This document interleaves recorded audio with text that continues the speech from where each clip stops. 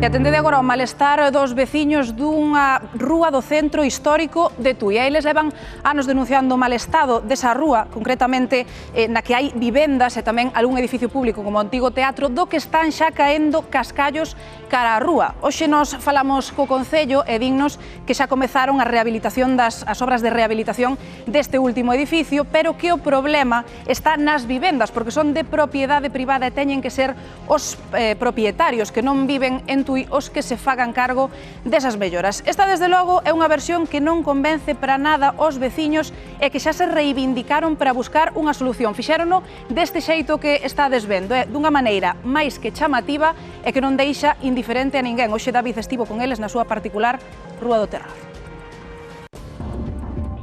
Dende cando ves que a zona vella se está deteriorando e que vai a peor? Desde cando? Desde sempre. Isto leva moitísimos anos así xa. E as obras que se iban facer no teatro xa levan dicindo anos que se iban facer. E ata agora que caeu a cornisa non fixeron nada. Dicen que ten unha zona monumental moi bonita, moi tal, pero realmente non fan nada por ela. Está abandonada e se fai moitos anos. E por que as protestas agora, se este problema ven de xa uns anos? O perigo está máis presente. Como empezan a caer as cornisas e, bueno, o susto que levaron o día que caeron, pois... Produciuse unha situación de que cada vez hai máis inmobles con risco de derrumbe parcial. De feito, nos últimos 3 anos houve 3 derrumbes. Aí dese lado e do outro desta casa, vedes aí as pedras, esas cornisas, sí. Cada vez está máis aberto.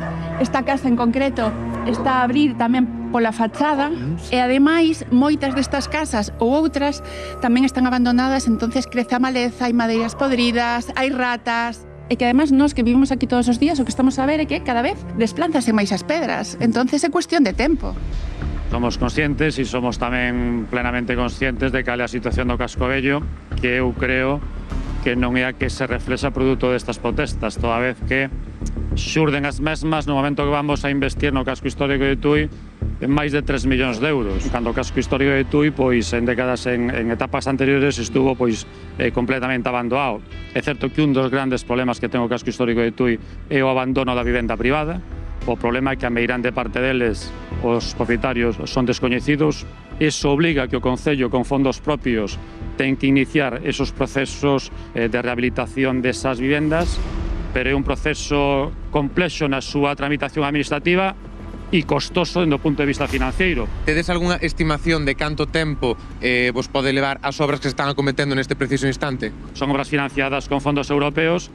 Polo tanto, a mediados do ano que ven, todas e cada unha destas obras deberían estar terminadas. Margarita, cal é a exixencia dos veciños do Casco Vello de Tui? Pois como primeira medida urxente que veña un técnico que faga unha valoración de todos estes inmuebles que están neste risco que xa vedes e que nun plazo breve de tempo, que nos sabemos que poden ser 24 ou 48 horas, o Axuntamento, o Concello, envíe camións ou operarios para retirar os elementos que poden caer en riba de nós ou de calquera casa.